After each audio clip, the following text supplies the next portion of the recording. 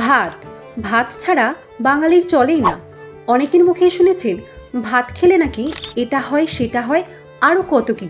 আবার এর পাশাপাশি এটাও শুনেছেন, কই আমি তো 3 বেলা ভাত খাই, আমার তো কিছু হয় না।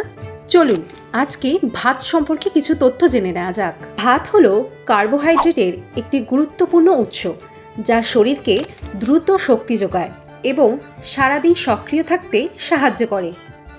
ভাতে ভিটামিন B1 অর্থাৎ থিয়ামিন এবং ভিটামিন B3, নিয়াসিন এবং আয়রনের মতো প্রয়োজনীয় ভিটামিন ও খনিজ উপাদান থাকে। তবে হ্যাঁ, এটাও সত্যি, অতিরিক্ত সাদা ভাত খেলে রক্তে শর্করার পরিমাণ দ্রুত বেড়ে যায় এবং ইনসুলিনও বাড়তে পারে, যা টাইপ 2 ডায়াবেটিসের ঝুঁকি বাড়াতে পারে। আবার বেশি পরিমাণ ভাত খেলে ইনসুলিনের ক্ষরণ বেড়ে গিয়ে শরীরে ফ্যাট জমতে পারে, বিশেষ করে পেট ও কোমর অঞ্চলে। তবে সবসময় ভাত খেতে হবে পরিমাণ অনুযায়ী। সাদা ভাতের সাথে বিভিন্ন শাকসবজি এবং মাছ খাওয়া যেতে পারে।